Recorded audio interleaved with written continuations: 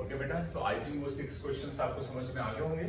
अब आगे थोड़ा बढ़ते हैं और इन क्वेश्चंस पे थोड़े एवरेज के बारे में भी बातें करते हैं, ठीक है। जैसे फॉर एग्जांपल एक हम कोई कैलकुलेशंस करते हैं और उसको समझते हैं कि किस तरह से हम एवरेज पे चले जाएंगे, एवरेज स्पीड और एवरेज वेलोसिटी पे, ठीक है।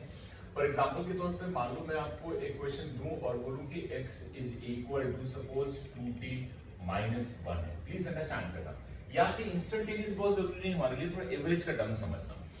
यानी कि ये जो दिया गया है इसका मतलब जो पार्टिकल है वो एक स्ट्रेट लाइन में चल रहा है, ये आपको पहले ही दे दिया गया है ना।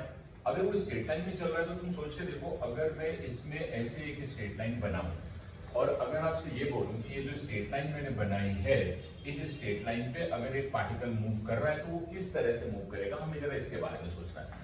सपोज मैंने मान लिया कि ये ओरिजिन है, ओके, ये बात सबको समझ में आ रही।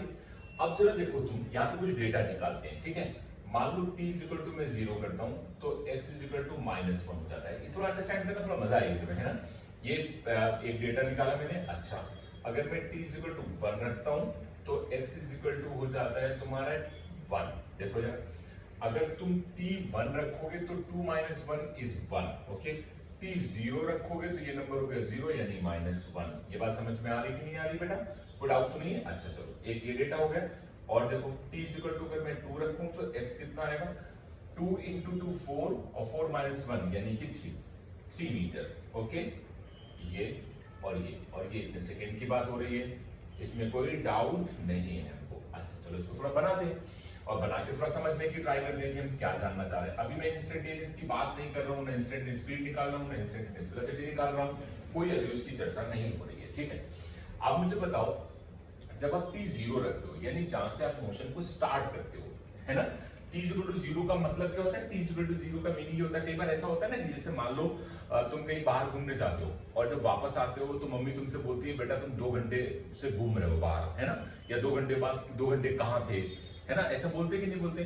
तो इसका मतलब है कि मम्मी ने वो घड़ी टाइम कैसे काउंट किया होगा, जैसे ही तुमने घर से पैर बाहर निकाला होगा उस समय से मम्मी ने काउंट करना स्टार्ट किया होगा, तभी तो उन्होंने बोला कि 2 घंटे बाद। थोड़ी ना तुम सुबह से मान लो अपने रूम पे हो तो वहां से मम्मी टाइम थोड़ी ना काउंट करें। यानी आपका मोशन जैसे ही अपने घर के बाहर जाके स्टार्ट होता है वहां से टाइम स्टार्ट हो जाता है, पक्का। तो एक तरह से मम्मी के लिए वो टाइम क्या था, t = 0। और t = 0 तुम दुनिया भर के में घूम के यानी बाहर मार्केट जाके वापस आए तो t = 0 से तुम जितने देर बाद वापस आए मम्मी ने उतना कैलकुलेट करके तुमको बता दिया। सिमिलरली यहाँ पे हो रहा है कि अगर ये मोशन हो रहा है और हम इसमें t = 0 यानी वो इनिशियल टाइम है हमारे लिए। इनिशियल मतलब जहां से हमारे मोशन को ऑब्जर्व करना है, क्योंकि नेगेटिव तो हो नहीं सकता है, पक्का। आप जरा समझना, तो इसका मतलब t = 0 पे मैं देख रहा हूं -1। अगर ये 0 है तो -1 कुछ यहां होगा, मैंने बोला ये -1 है और टाइम कितना, 0। और अच्छा चलो, t = 1 सेकेंड पे 1 मीटर, इसका मतलब यहां पे बड़ी अच्छी बात है, ये 1 मीटर। ये कितने सेकंड पे, t = 1 सेकंड। अभी बिल्कुल धीरे धीरे हमें पढ़ना है, कोई जल्दबाजी नहीं है ना। t = 2 सेकंड में पार्टिकल का 3 पे, 3 मतलब ये और आगे चला गया होगा। अगर मैं इसको आगे बढ़ा लूं, यहां आ गया होगा, ये 3 मीटर। लेकिन ये कितने सेकंड में है, अगर तुम देखो तो 2 सेकंड में पार्टिकल यहां पे, पता। ये इक्वेशन दी गई थी और आपसे उसने क्वेश्चन पूछा, क्या क्वेश्चन पूछा वो मैं आपको बताता हूं। उसने पूछा कि आपको फाइंड करना है, फाइंड आउट एवरेज स्पीड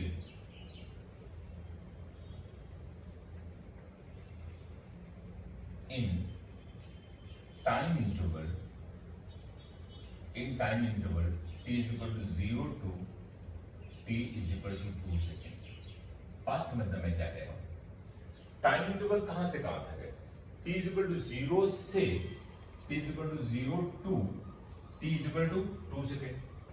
यानी यहां पे जो टोटल टाइम हुआ जिसको तुम डेल्टा t बोलते थे, तो बताओ वो डेल्टा t एक तरह से देखा जाए तो t2 - t1 लिखते थे कि नहीं, तो t2 यहां पे कितना है, 2 - 0 यानी कि ये 2 सेकेंड।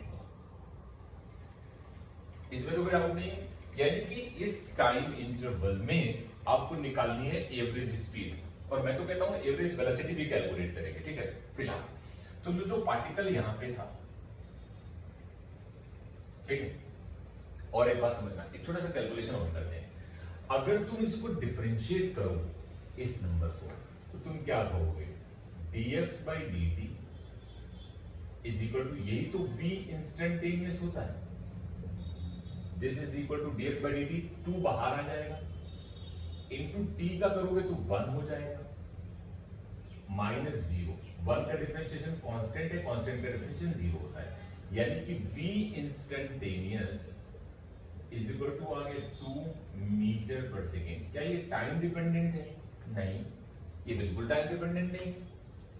कितनी आ गई? 2 मीटर पर सेकेंड, टाइम तो है ही नहीं कहीं, पक्का ना? यानी ये इंस्टेंटेनियस वेलोसिटी कांस्टेंट हो गई कि नहीं होगी? ये टाइम पे डिपेंड नहीं कर रही, जैसे कि हमने पहले कैलकुलेशन किए हैं, पक्का? तो अभी थोड़ा तो मजा आएगी, है ना? इसका मतलब t इक्वल टू 0 पे इस, और ये पॉजिटिव आ रही है, पॉजिटिव का मतलब इधर, इसका मतलब ये पार्टिकल इधर से जा रहा है कितनी स्पीड से? 2 मीटर पर सेकेंड से। फिर कहीं यहां आता होगा, अभी भी यही चल रहा है, फिर कहीं यहां आता होगा, अभी भी ऐसे चल रहा है, फिर कहीं यहां आता होगा और अभी भी ऐसे चल रहा है। कोई डाउट तो नहीं है? बिल्कुल समझ में आ रहा है। मैं बात कर रहा हूं एवरेज स्पीड की, प्लीज अंडरस्टैंड करना। यहां से यहां तक जाने में कितनी डिस्टेंस कवर की? देखो, -1 से 0 पहुंचा, तो ये मैग्नीट्यूड तो 1 मीटर है ना, माइनस है लेकिन ये 1 मीटर है कि नहीं? ये 1 मीटर है, ये 1 मीटर है और ये 2 मीटर है, तो यहां से यहां तक कितना हो गया? ये इतना हुआ 3, और ये कितना हुआ 1। देख लो पहले, अच्छे समझ लो पहले, कोई जल्दबाजी नहीं है बेटा, एक एक स्टेप डील करना है। तो टोटल डिस्टेंस कितनी कवर की? स्ट्रेट लाइन में चल रहा है तो डिस्टेंस, तो बताओ डिस्टेंस जो उसने कवर की है, दिस इज इक्वल टू 3 + 1 यानी 4 मीटर। और टाइम कितना लगा? 2 सेकेंड, पक्का ना? तो टाइम टेकन कितना हुआ? Delta t is equal to 2 second. तो बताओ एवरेज, मैं एवरेज लिख रहा हूं, average speed is equal to 4 divide by 2 which is equal to 2 metre per second. Reality में ये बताओ, क्या ये निकालने की जरूरत थी? नहीं। क्यों?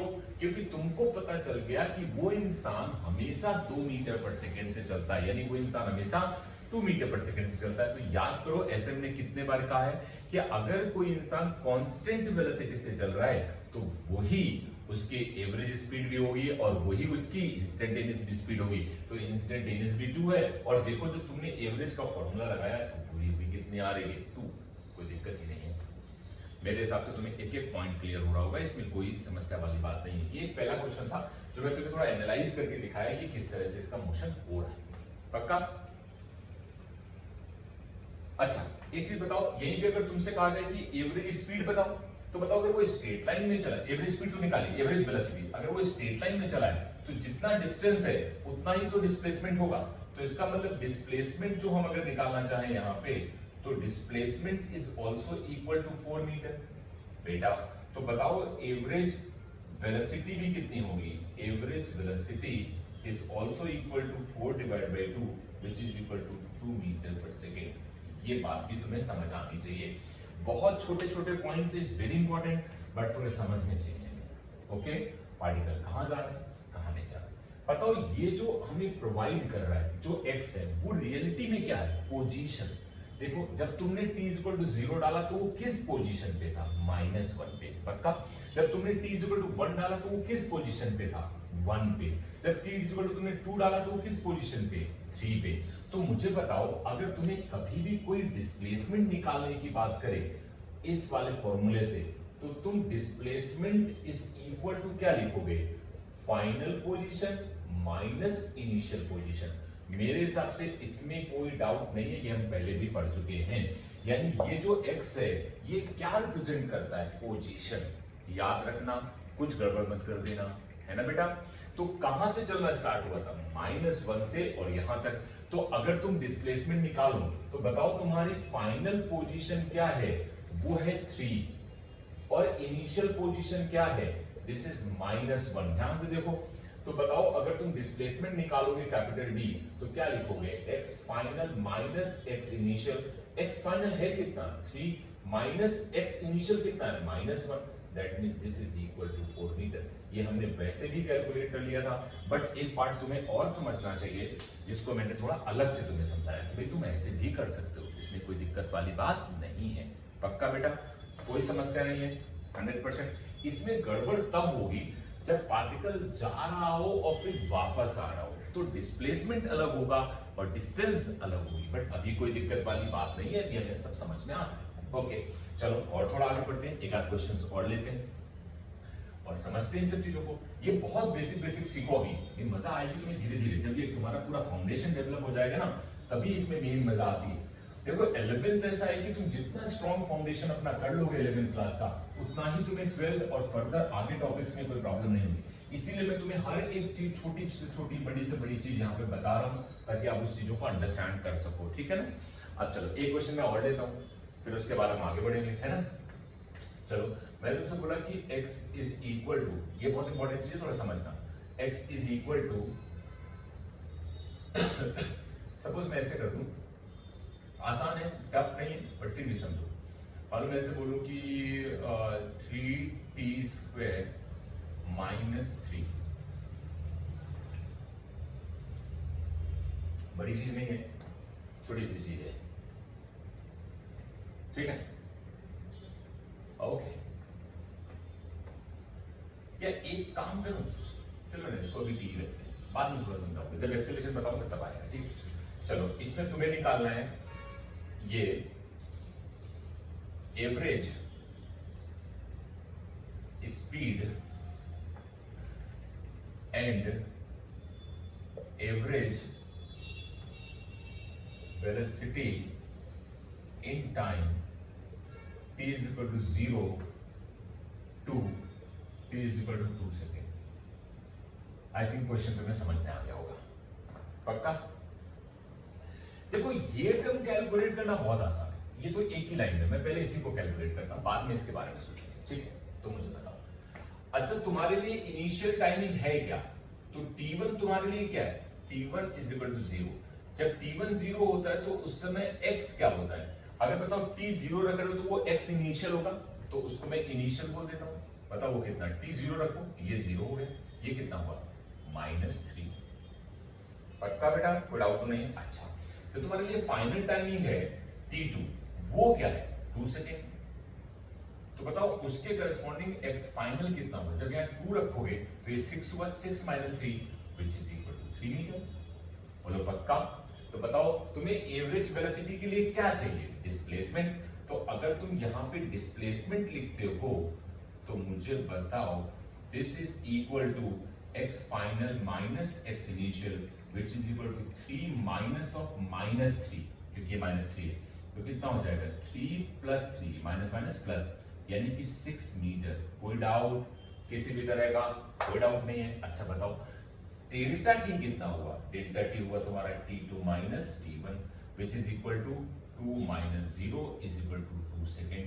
कोई यहां तक डाउट नहीं है। तो बताओ एवरेज वेलोसिटी कैसे लिखोगे, यहां पे अगर तुम्हें एवरेज वेलोसिटी लिखनी है तो एवरेज वेलोसिटी अगर तुम्हें लिखनी है तो this is equal to displacement upon time delta T which is equal to, ये कितना है 6 metre divided by 2 which is equal to 3 metre per second. ये आंसर। अभी ये बहुत आसान क्वेश्चंस है और मैं थोड़ा तुम्हें करवा भी रहा हूं प्रोसेस से, बट जब ये रिपीट करेगा तब प्रॉब्लम होगी। अच्छा अब तुमसे कोई कहता है कि एवरेज वेलोसिटी बताओ, तो सबसे पहला काम ये करा करो कि जो हमें फंक्शन दिया गया है x is equal to 3t - 3, इसको एक बार dx/dt निकालो। तो dx/dt निकालोगे तो 3 और t का कितना हो जाएगा 1 बाहर आ जाएगा, 1 - 1 0, यानी कि ये 1 हो गया और ये 0 हो गया, that means 3 metre per second. तो जरा तुम देख के सोच के देखो, यही तो इंस्टेंटेनियस है और इंस्टेंटेनियस क्या है 3 मीटर पर सेकेंड, यानी कि जो पार्टिकल चल रहा है वो कांस्टेंट वेलोसिटी से चल रहा है। तो बताओ जो कांस्टेंट वेलोसिटी से चल रहा होगा तो हर समय उसकी स्पीड 3 होगी और उसकी एवरेज भी क्या हो जाएगी 3। कोई दिक्कत नहीं, डिस्टेंस और डिस्प्लेसमेंट बराबर है, कोई भी तरह की समस्या नहीं है, पक्का।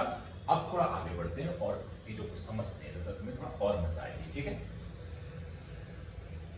देखो एक टर्म और डिफाइन करते हैं, तुमने सुना होगा एक्सेलरेशन। एक्सेलरेशन को हम लोग कैसे समझेंगे, वो थोड़ी बातें हमें थोड़ी समझ आती है। जैसे तुमने कई बार देखा होगा कि जब तुम कहीं छत पे खड़े हो, ठीक है, थोड़ा मैं लॉजिकल तुम्हें कुछ पॉइंट्स बताता हूं ताकि तुम कुछ बातें समझ पाओ। जैसे मान लो मैं तुमसे बोलूं कि जब तुम छत पे कहीं खड़े होते हो, ठीक है, मान लो अपनी छत पे कहीं खड़े हो और वहां से तुम अगर एक पत्थर को ऐसे छोड़ो, तो जब तुम छोड़ते हो तो उसकी स्पीड 0 होती है, लेकिन जब वो नीचे जाता है तो उसकी स्पीड बढ़ती जाती है। तो इसकी स्पीड को कौन बढ़ा रहा है?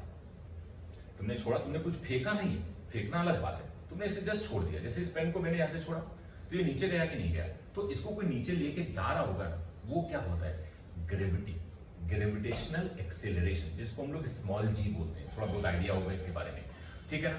तो बताओ, जिधर एक्सेलरेशन होता है उधर पार्टिकल की स्पीड बढ़ती है। अगर मैं बोलूं ये मैंने जब इसको छोड़ा था तो इसकी स्पीड कितनी थी? 0, लेकिन जैसे मैंने इसको छोड़ा तो बताओ ये कुछ नीचे गया होगा तो इसकी स्पीड कुछ बढ़ गई होगी। तो बताओ, नीचे की तरफ ही तो ग्रेविटी लगती है इसे, तो बताओ वो हमेशा क्या कर रहा है?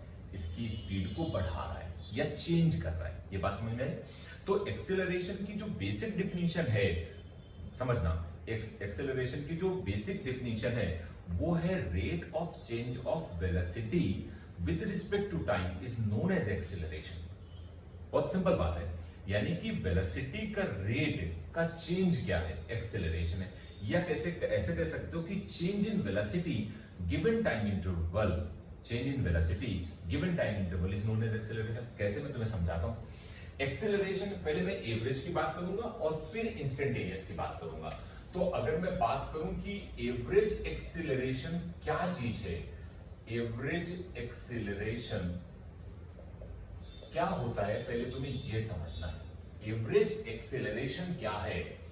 एवरेज एक्सेलरेशन कैसे डिफाइन किया गया? मान लो अगर तुम ऐसे बोलो, ध्यान से समझना, यहां पे अगर कोई बॉडी है, प्लीज अंडरस्टैंड करना, और इसकी स्पीड यहां पे कितनी है? u, और ये है, मैंने माना कि सपोज ये मैंने ऑब्जर्व किया t1 पे, t1 पे देखा तो इसकी स्पीड कितनी थी? u। या तुम अगर और ज्यादा बेटर लेना चाहते हो तो तुम कहो कि t0 पे जब देखा, जब तुमने इस पार्टिकल को देखना स्टार्ट किया तो इसकी स्पीड कितनी थी? u। अब ये थोड़ा आगे जाता है और अब इसकी स्पीड हो जाती है v, और मैं ये कहूं कि ये t कुछ t है ना? t नॉट बोल दो तब भी चलेगा, t मैंने t बोल दिया, इसमें कोई दिक्कत नहीं होनी चाहिए। पक्का बेटा, समझ आ रहा है? अब मुझे बताओ, यहां से यहां तक जाने का टाइम t 0 से स्टार्ट किया और ये कितने टाइम पे देख रहे हो? t टाइम पे। तो बताओ यहां से यहां तक जाने का टाइम कितना हुआ? तो अगर मैं डेल्टा टी निकालूं तो डेल्टा टी होगा t - 0 which is equal to t। कोई समस्या नहीं है। बताओ इसकी स्पीड में चेंज कितना आया? फाइनल स्पीड कितनी है? ये इनिशियल स्पीड कितनी है? ये पक्का, कोई डाउट तो नहीं? तो हमने क्या बोला कि चेंज इन स्पीड या चेंज इन वेलोसिटी, बेसिकली ये वेक्टर क्वांटिटी होता है, तो तुम ज्यादा बेटर है ये बोलो कि चेंज इन वेलोसिटी। यहां वेलोसिटी कितनी है? v, यहां वेलोसिटी कितनी है? u। तो चेंज इन वेलोसिटी कितनी हुई? ध्यान से समझना, चेंज हुई मतलब v final minus v initial, ये चेंज हुआ। तो v फाइनल हमारे लिए कितना? ये चेंज आया, दिस इज डेल्टा v। तो चेंज कितना आया हमारे लिए? बताओ, delta v is equal to, ये बताओ v है माइनस इनिशियल कितना है? u। ये चेंज आया कि नहीं आया? पक्का। और तुम्हारे पास जो डेल्टा t था वो डेल्टा t कितना है? वो t है, ये देखो, क्योंकि तुमने इसको 0 माना, इसमें कोई दिक्कत नहीं है।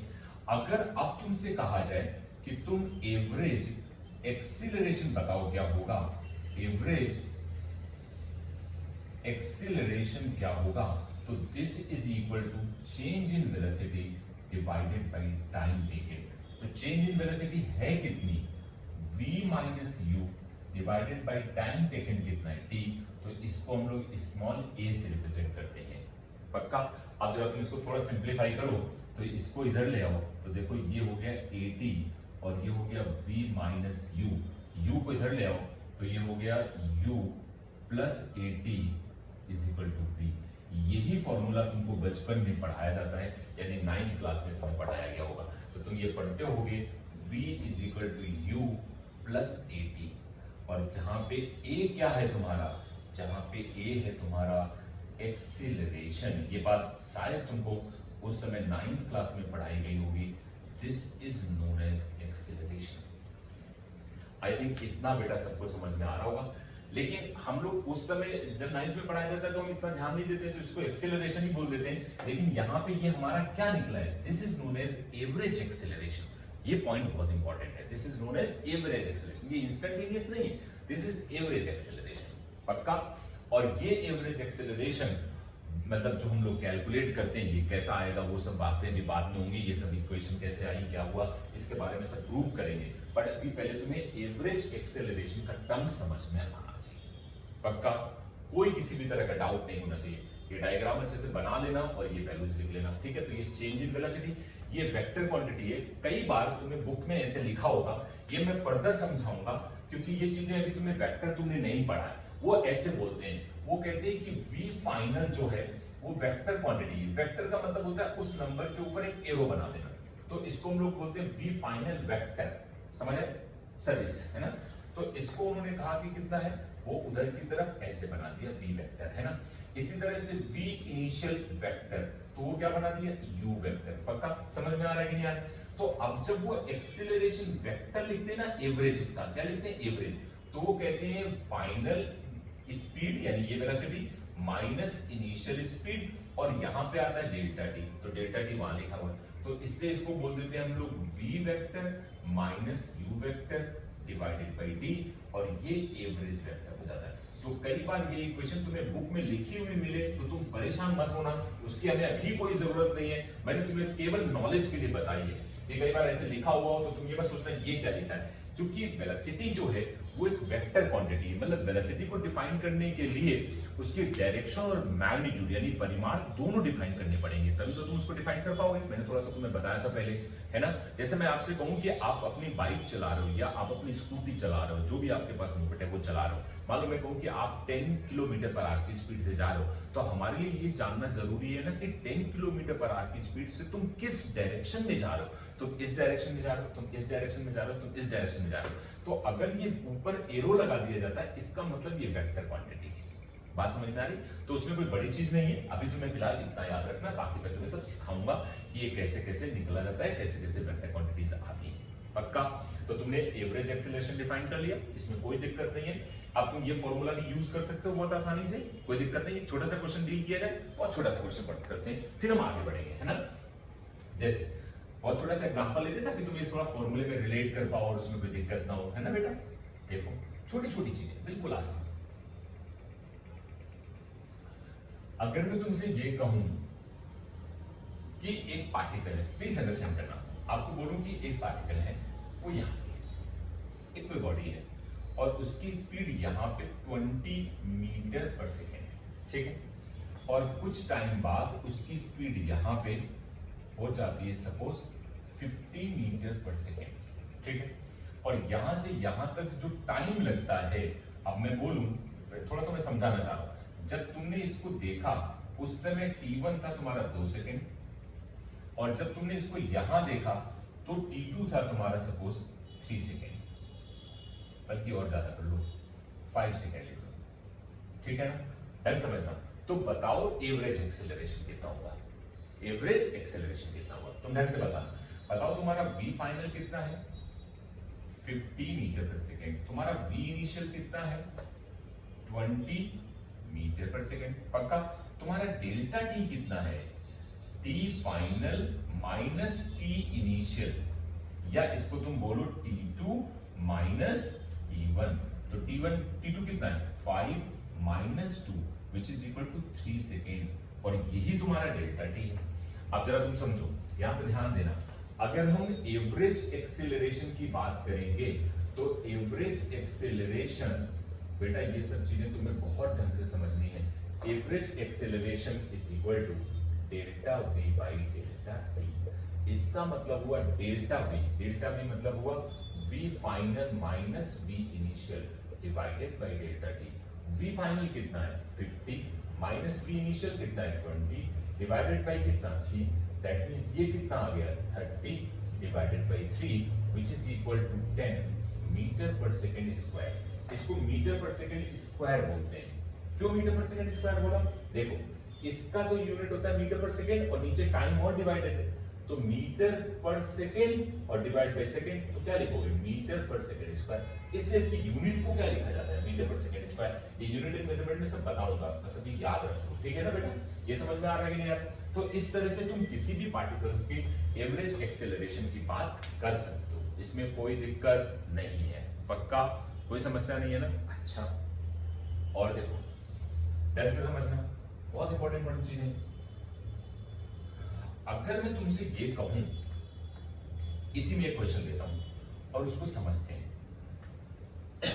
देखो एक और चीज आती है,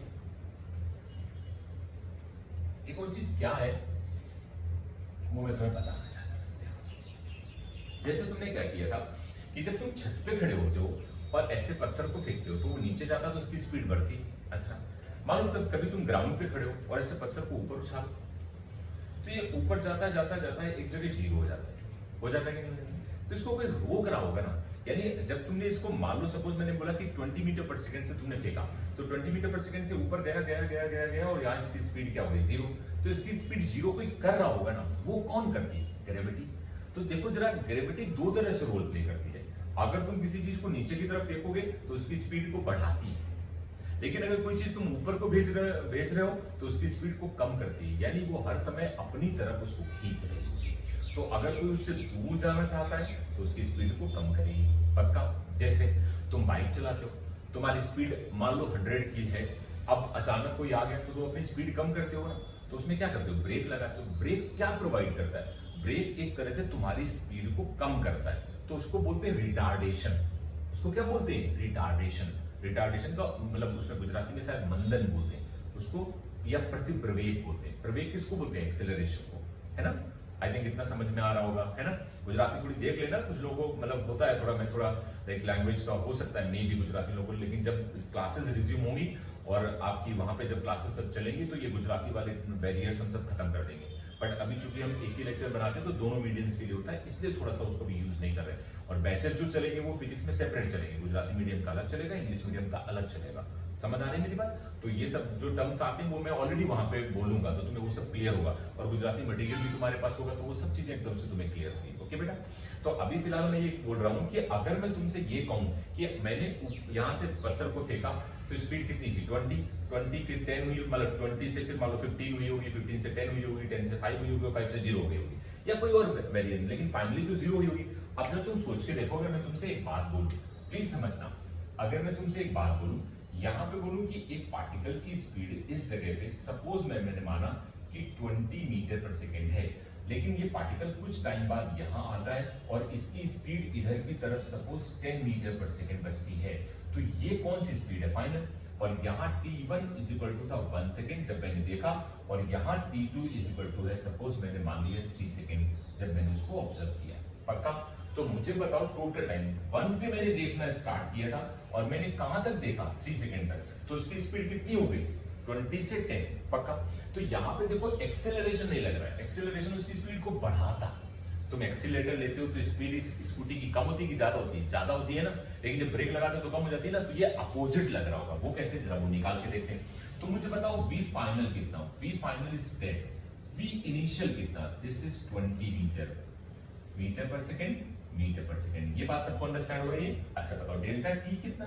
delta t is equal to t2 minus t1 which is equal to 3 minus 1, this is equal to 2 second. I think यहां तक कोई दिक्कत तो नहीं बेटा? ये सबको समझ में आया नहीं है? अच्छा, अब जरा मैं तुमसे कहूं कि एवरेज मुझे क्या निकालना है? मुझे निकालना है एवरेज एक्सीलरेशन। अब ये थोड़ी बात समझने लायक है। अगर मैं एवरेज एक्सीलरेशन निकालूंगा, मैं भी सुना, मैं अभी रिटार्डेशन नहीं बोल रहा, एवरेज एक्सीलरेशन तुम्हें अपने समझ में आएगा। तो तुम क्या लिखोगे? v final minus v initial divided by delta t। v final है कितना? देखो जरा, 10 minus 20 divided by 2 which is equal to minus 10 divided by 2, and this quantity is equal to minus 5 meter per second square। Metre per second square क्यों?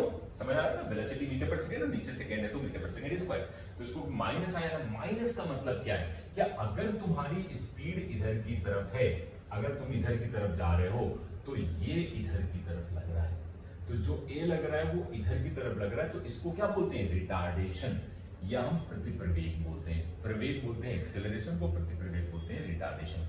यानी opposite, motion के opposite जो लग रहा है उसको रिटार्डेशन बोला जाता है, और मोशन के डायरेक्शन में जो लग रहा है उसको एक्सेलरेशन बोला जाता है। तो ये सब क्या है? Average acceleration. आई थिंक तुम्हें ये सब बातें समझ में आ रही होंगी, इसमें कोई दिक्कत वाली बात नहीं है। पक्का क्लियर हो रहा है कि नहीं हो रहा है? तो ये कैलकुलेशन हम ऐसे करते चलेंगे।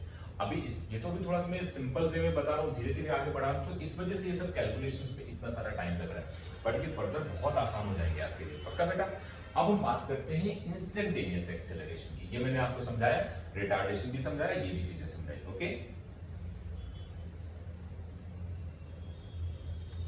इस पे बहुत बड़ा डिस्कशन होगा जब हम पढ़ लेंगे इंटीग्रेशन, और हम इन सब के बारे में और ज्यादा डिटेल नॉलेज लेंगे, है ना। बट अभी फिलहाल छोटी छोटी चीजें हैं, तुम्हें अंडरस्टैंड होनी चाहिए, ठीक है बेटा। अब थोड़ा आगे बढ़ते हैं और हम बात करते हैं इंस्टेंटेनियस एक्सीलरेशन की।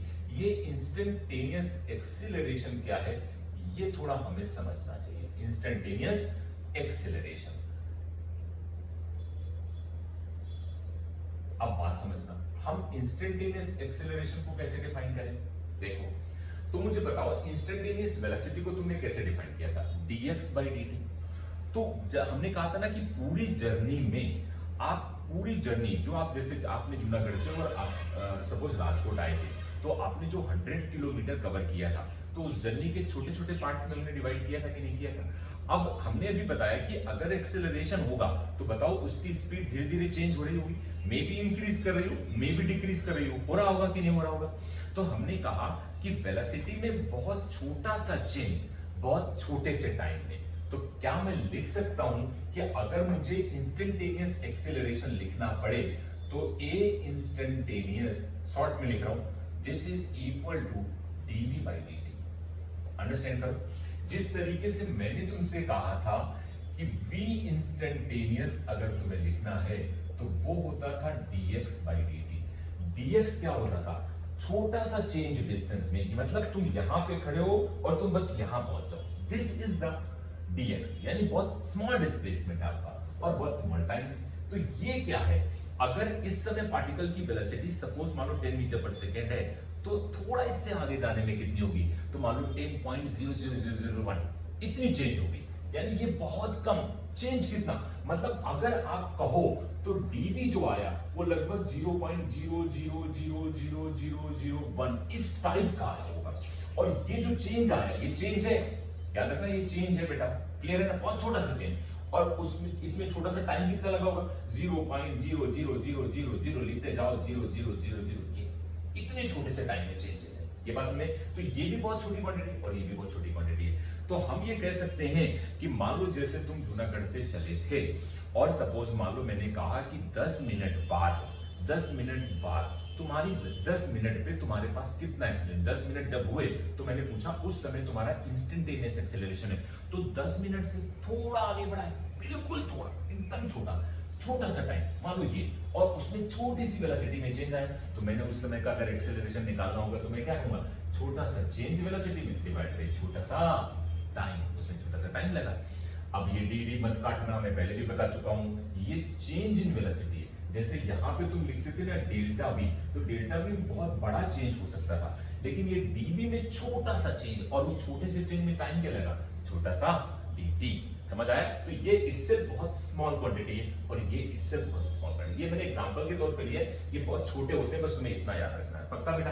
तो अब जरा मैं तुमसे अगर एक छोटी सी बात कहूं और तुम्हें पुराने क्वेश्चंस में या लौट आके लाऊं वापस, जरा तुम बताओ, जब मैंने तुमसे कहा था कि x is equal to, suppose मान लो मैंने तुमसे कहा कि तुम t³ - 2t ले लो।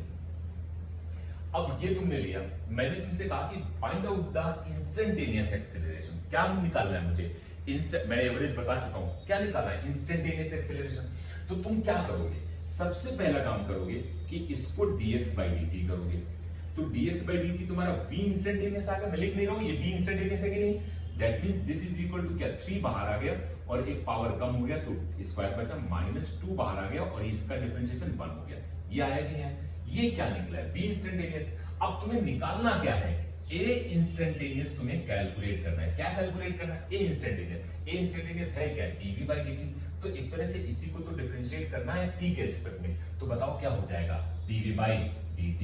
और v है क्या, v तुमने ये लिखा है, देखो ना बेटा बहुत अच्छे समझो, v तुमने क्या लिखा है ये, इसका मतलब ये हो गया, इसको फिर से तुम्हें ये नंबर को क्या करना है, डिफरेंशिएट। तो बताओ 3 तो ऐसे ही रहा, इनटू 2, अब ये 2 बाहर आ गया और इसकी पावर -1 यानी कि t है ना, और ये कांस्टेंट नंबर है यानी कि 0।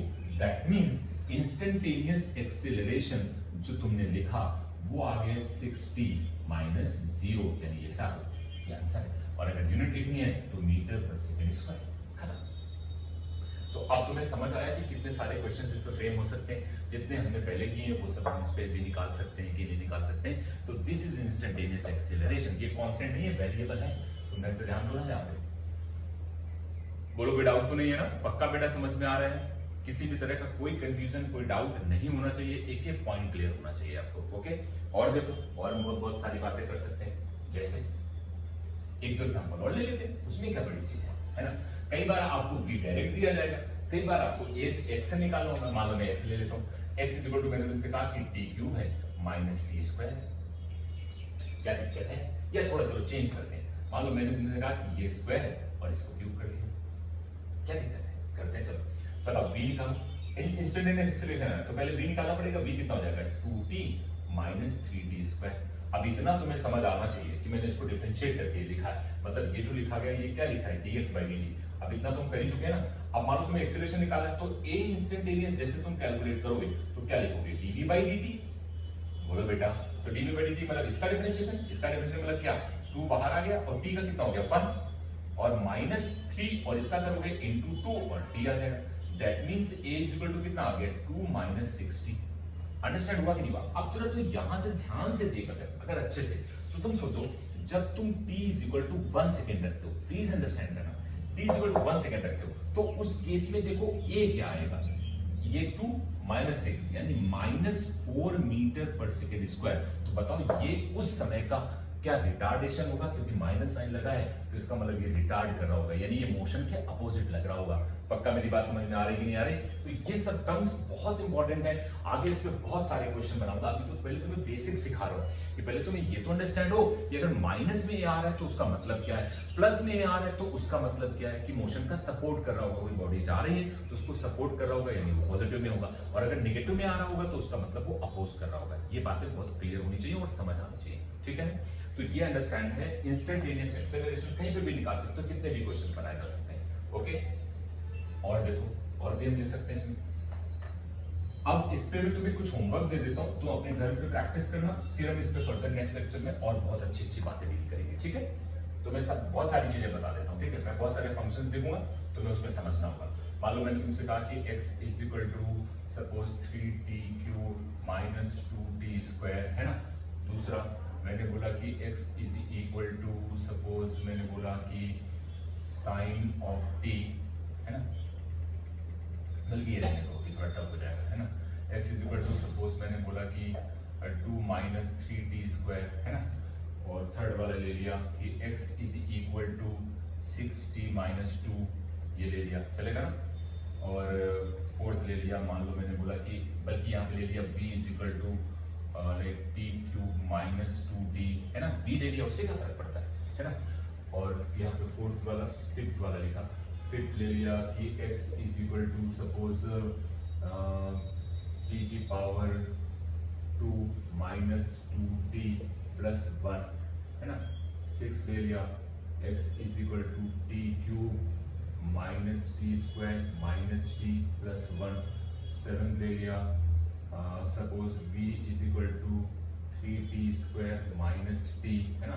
8 ले लिया suppose v is equal to कुछ 2t सपोज, इस तरह से ले लिया, है ना? 8 क्वेश्चन ये हो गया। इन सब में आपको क्या फाइंड करना है? ये मैंने इतने 8 रिलेशन दिए, ठीक है? सब में आपको फाइंड करना है, फाइंड आउट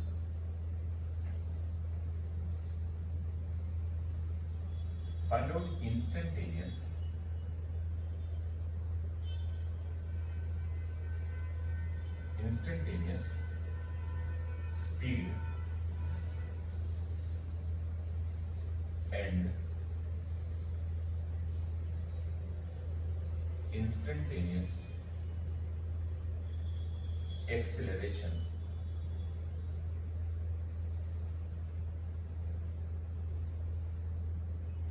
at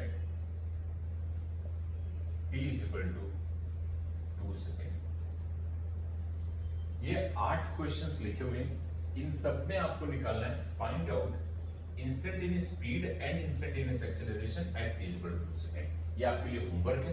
मुझे सब लोग सेंड करेंगे सॉल्व करके प्रॉपर्ली। आज का लेक्चर एक बार अच्छे से समझ लेना, जो भी डाउट हो मुझे सेंड करना, ठीक है। और प्लीज थोड़ा कंसंट्रेट करो, अच्छे से समझो, फिर मैं इस पे आगे कंटिन्यू करूंगा। इस पे बहुत बढ़िया बढ़िया बेहतरीन क्वेश्चंस बनते हैं, आपको देख के मजा आ जाएगी जब मैं इन पे क्वेश्चन फ्रेम करूंगा। अभी आपका केवल फाउंडेशन बना रहा हूं मैं, आप छोटी छोटी बातें समझो, माइनस का मतलब क्या है, प्लस का मतलब क्या है। अंडरस्टैंड हुआ कि नहीं हुआ? पक्का बेटा? ओके, चलो आज इतना ही रखते हैं, नेक्स्ट लेक्चर में आगे कंटिन्यू करते हैं। ओके।